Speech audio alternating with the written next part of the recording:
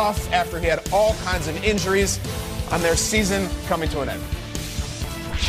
Told him that I really appreciate everybody in that room for how they handled this season, for how they handled themselves, during this game, even as much adversity as we faced all year, to put ourselves in this position to win the NFC East, to have a home playoff game. That I was really proud of the effort all season, even tonight, we'll move on from here. It's been real tough. It hurts.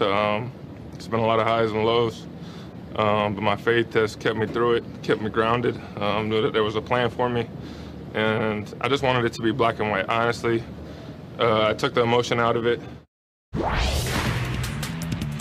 All right, let's get to these highlights. The Vikings and the Saints. Sean Payton talking to the refs. He's like, come on, fam. Let's just make it an even game. All right, there is Drew Brees. Drew Brees, NFL's leading passer, and he was hot in December. 15 touchdowns, 0 interceptions. The stadium was crazy. This was wild. Kay, you were there. Yeah, this was awesome. You know the energy was there. Dalvin Cook, he brought it as well. He was there. He was there. He showed up big. Fourth quarter now, Saints trailing 20-10. Drew Brees, who was he looking for? Michael Thomas, probably? No.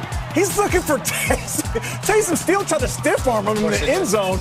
Taysom's a monster. If you just look at how he's built, his quads, calves, he's a freak of nature. Physical boy. How about this, though? 2017, trying to make something happen, and the ball is stripped. Daniil Hunter, Jalen Holmes picks it up. Drew Brees trying to make a play. You got to tuck that ball away. Drew, he knows that, but they would get the ball back. 2017, still 44 seconds. He evades the sack, throws it to Jared Cook. Uh-oh, the clock is ticking, though. Okay, 14-yard pickup. What's going to happen now? It ticks all the way down to 7. And they bring in Will Lutz. Is Will Lutz going to send this into overtime? Did it go crazy at this point? Yeah, look, I'm not looking. Tell me what happened. It goes in, Kay. Okay. 20-20. The stadium erupts. It is lit in there. But guess what? Kirk Cousins gets the ball back. He can change the narrative of his career with one drive. And how about this throw right here? Adam Thielen over the top of a beautiful ball. He catches it over his shoulder. Oh, my goodness. That was nasty. Marshawn Lattimore hurt himself the play before, wasn't in there, and they took advantage. He was watching from the sideline, Schrags, that's right. And this right here is your walk-off. Kirk Cousins to Kyle Rudolph. P.J. Williams is on him. There's a little bit of a push-off, some pushing and shoving both sides. They don't review it. The game is over. Like Vince Carter said, it's over. The Vikings, they win 26-20. Kirk Cousins plays an unbelievable game. But Dalvin Cook, he's back, and he had 2 TDs in this one. Our very own Tom Pelissero caught up with Mr. Cook.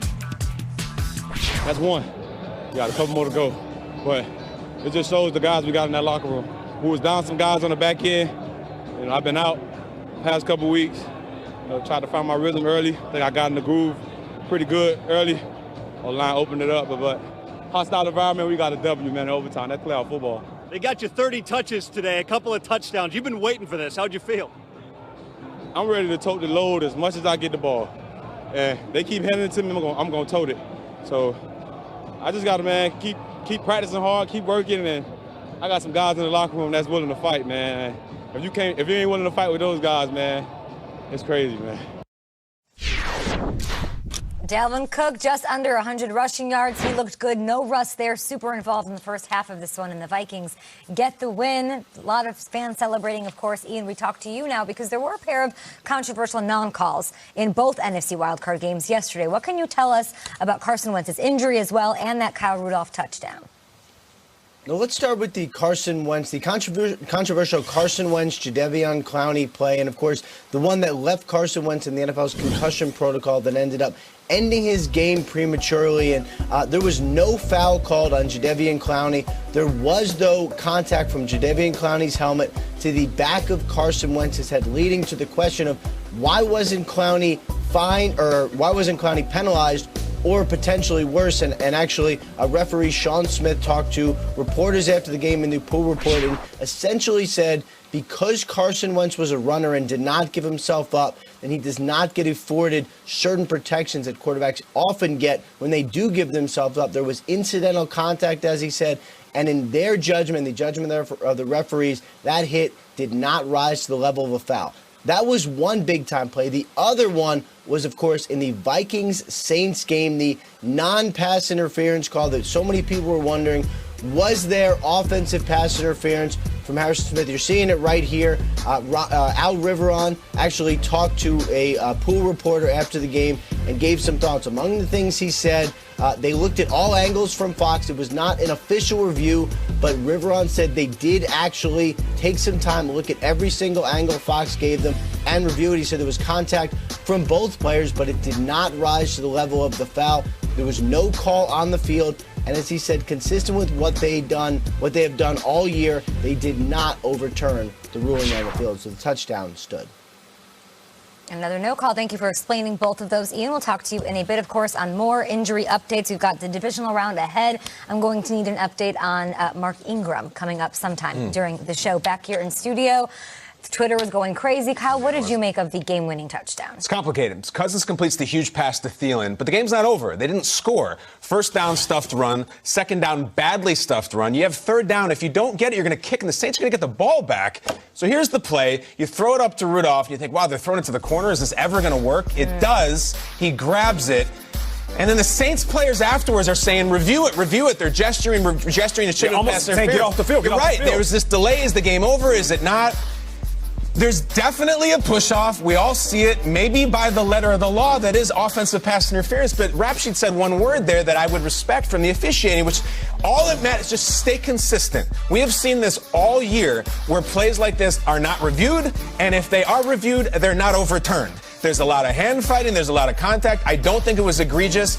And on a different level, I respect Sean Payton afterwards for saying tip the cap to Minnesota. And if you clicked around, as I did many times on some major media outlets' replies on Twitter, Saints fans as a whole were like, what are we going to whine about? They were better than us. We lost. Maybe there was pass interference, blah, blah, blah. I actually respected the attitude because they got their butts kicked yesterday, and I don't think it was egregious. Yeah, no doubt about it.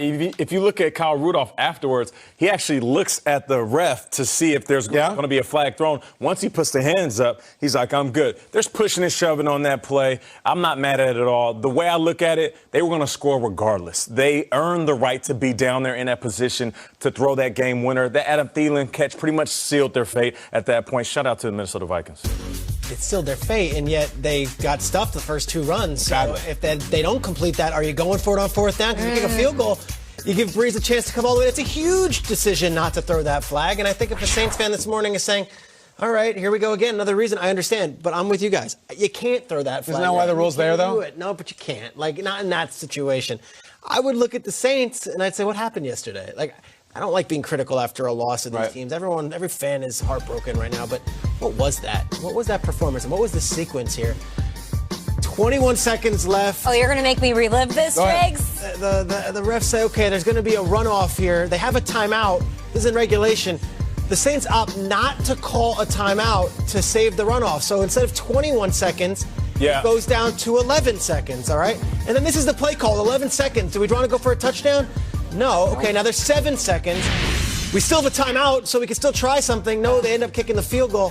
And it leaves me with this. This is the Saints' playoff record since they won that Super Bowl. They're 4-6. They've lost now 2 straight playoff games in the Superdome. What happened yesterday? Because there were so many questionable decisions, so many questionable opportunities, and they just never seemed to be like the team in control. It wasn't the team that we saw 17 weeks through the season where we're like, all right, they're the best 3 seed ever. They're 13-3. They didn't have it again in a playoff game at home, and I'm just left flustered and confused and almost upset that we didn't get the best version of the Saints after what they gave us all season long. 3 heartbreaking playoff losses. Time management was absolutely abysmal. I love that you're pointing that out. Were you playing to go to overtime, or were you playing to win the game?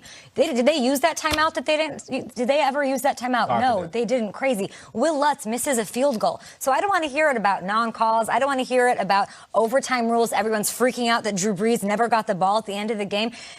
All respect to Vikings fans and their fan base and their players who we love and they come on our show all the time. I didn't think this was going to be close, and this should not have been close. You were down 3 corners on the Viking side. You were playing at home in New Orleans. You have Drew Brees, who has way more playoff experience. Kirk Cousins doesn't have a playoff win to his career, and they smoked you. 3 heartbreaking losses now, and the numbers aren't good for Drew Brees. 8-8 in the playoffs, and even 500. I don't know where they go from here. Similar to the Tom Brady situation, Triggs. Drew Brees, I do believe his contract could be voided. There is a chance that he could play elsewhere. I don't know what he wants wants to do, turning 41 like a week from today. Taysom Hill has to be redone. Teddy Bridgewater's contract is up. It's a bad feeling for the Saints, but there was nothing about these close calls. They did not show up on any It's like, level. how do you respond this offseason? 2 years ago, it was like the Minneapolis Miracle was a freak play. Last year, you could say, well, the refs, they really burned us.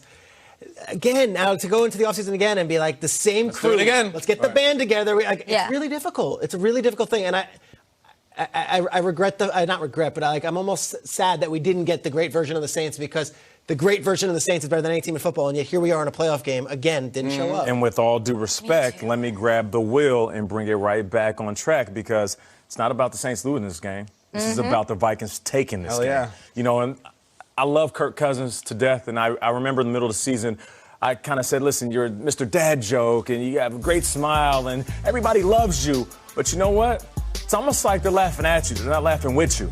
And it's fitting, because every time somebody talks about Kirk Cousins in a way that's disrespectful, he lights them up. Week 6, it was Zach Brown for the Eagles. He said Kirk is the weakest part of this offense. What happened? They go out there and win. Zach Brown gets cut, unfortunately. Cam Jordan, when asked about Dalvin Cook, he says, well, you know, the question is, what kind of Kirk Cousins are we going to get? Yeah. He just went left and said, I want to talk about Kirk. We love Cam, but Cam speaks his mind. I think at this point, Kirk Cousins realizes, I'm going to get criticism no matter what. But when it comes from my peers, that's a different type of energy. And I said a long time ago, this is a different type of Kirk Cousins. This isn't the same old dude from Washington that got a pocket full of money that's now just trying to stay above water in Minnesota. Nah, he got a killer instinct. And that's a bad thing to have if you're Kirk Cousins with that talent around him. He's going to need it. We saw the celebration in the locker room. Of course, he gets the game ball from Mike Zimmer. They celebrate. He says, you like that? And they go crazy. But Zimmer's like, hold on. We have to do it again. Because last time they beat the Saints, Dregs, what happened? They had to go into Philadelphia, take on the Eagles, and it didn't go the way they wanted to. They can't lose steam at this point in the game. No, and they're going into San Francisco, the #1 seed. Another tough challenge. Hey, talk more about how much money Kirk Cousins makes. Talk more about what car he drives. You know what car he's driving today? He's driving a Mardi Gras float. Yeah. Bye-bye. Going to Bye-bye. Dagger. Beads. Dagger. We'll be back on Good Morning.